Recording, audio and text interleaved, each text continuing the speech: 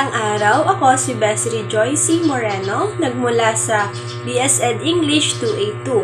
At aking bibigkasin ngayon ang aking ginawang sanaysay ukol sa wikang Pilipino bilang wikang pambansa, wika ng bayan at wika ng edukasyon at pananaliksik.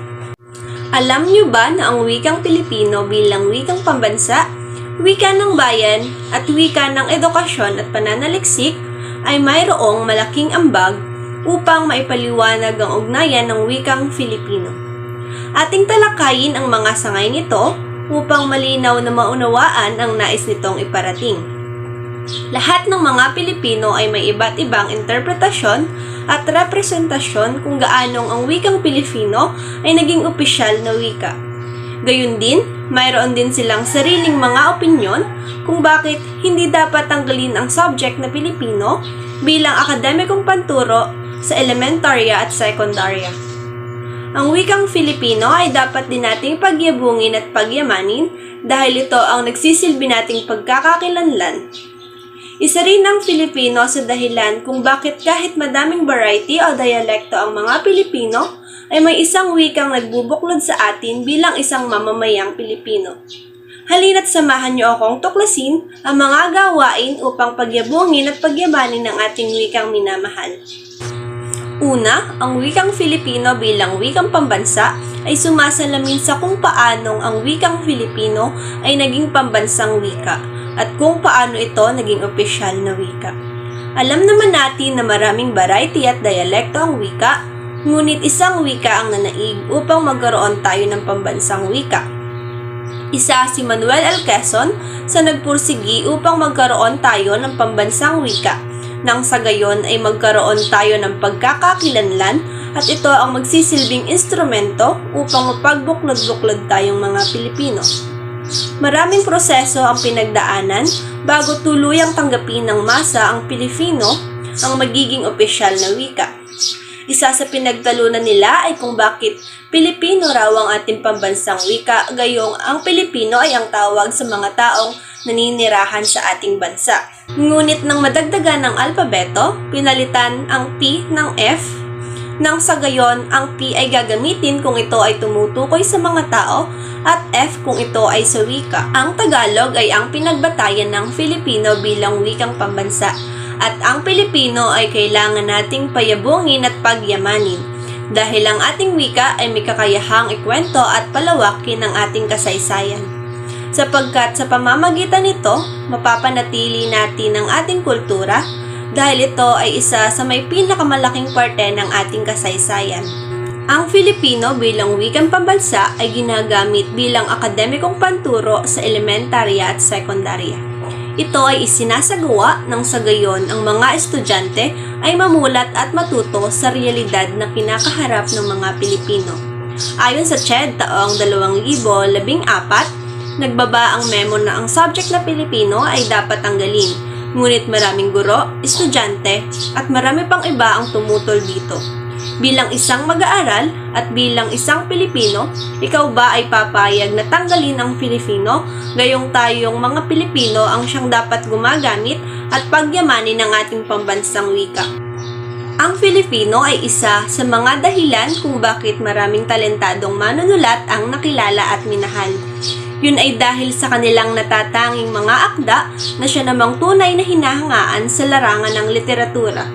Sa daming tumutol at nagwelga, hindi nagtagumpay ang CHED sa pagpapatanggal nila sa subject na Pilipino. Sa halip, ating isapuso, mahalin, pagyamanin, at payabungin ang sariling atin. Wikang Filipino ay ating ipaglaban dahil ito ay nananalaytay sa ating dugo. Pangalawa, ang wikang Filipino bilang wikang pambansa ay sumasalamin sa wika na ginagamit sa isang lugar. Ang Pilipinas ay isang arkipelago na binubuo na maraming lugar. Kaya di maipagkakailang marami ring mga variety at dialekto ang mayroon sa ating bansa.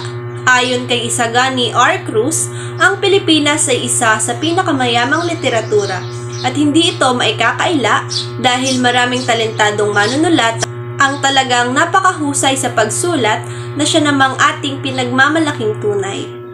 Ang wikang Filipino ay itinalaga bilang wikang opisyal sa Pilipinas noong 25 ng Agosto 1988 na nilagdaan ng dating Pangulong Corazon C. Aquino na siyang gagamitin sa pakikipagtalastasan sa larangan ng transaksyon at komunikasyon. Dito sa Pilipinas, mayroon tayong dalawang wika na kinakailangang matutunan. Ito ay ang Filipino at Ingles. Sapagkat kahit saang lugar ka mapunta, hindi mo man maipahayag at mabigkas ang kanilang wika, basta alam mo at marunong kang magsalita ng Ingles, kayo ay magkakaintindihan. Dahil ang Ingles ay universal na lengguwahe. Ang Ingles ay pumapasok sa lingua franca dahil ito ay tumutukoy sa mga wikang karaniwang ginagamit ng mga mamamayang may iba't ibang wikang ginagamit o sinasalita. Ang wikang Filipino bilang wika ng bayan ay pinagtibay din ng sangay ng gobyerno upang magkaroon ng matibay na pundasyon tungo sa pagkakaintindihan at pagkakaunawaan. At ang huli, ang wikang Filipino bilang wika ng edukasyon at pananaliksik. Ito ay sumasalamin sa mahahalagang tungkulin upang mapalawak at maging kapaki-pakinabang sa sambayanan. Sa tulong ng pananaliksik, ito ang nagsisilbing daan upang magkaroon ng mga pag-aaral para sa pagpapalawik ng iba't ibang aspeto at pagbibigay solusyon sa nasabing problema. Ngunit iilan lamang ang pananaliksik na nakasulat sa Pilipino dahil ang kalimitang wikang ginagamit sa pananaliksik ay Ingles. Alam naman natin na ang pananaliksik ay parte ng edukasyon na kailangan nating maisakatuparan nang sa gayon ay matapos natin ang kursong ating nais marating. Lingid sa ating kaalaman na mahirap magsagawa ng pananaliksik, lalo na kung ito ay Filipino dahil karamihan sa mga pananaliksik ay nakasalin sa wikang Ingles. Ang RRL o Review of Related Literature ay isang malaking bahagi ng mga sulating akademiko lalo na sa pananaliksik. Kaya naman, sa paggawa nito sa wikang Filipino, kailangang masusi dahil kailangan munang basahin ng isang buong pananaliksik nang sa gayon ay maisalin ito sa Pilipino na hindi naiiba ang kaisipan. Ang wikang Filipino bilang wika ng edukasyon at pananaliksik ay mahalaga at krusyal, kaya kinakailangan ng masusing pag-aaral para magawa at maisakatuparan ito ng maayos.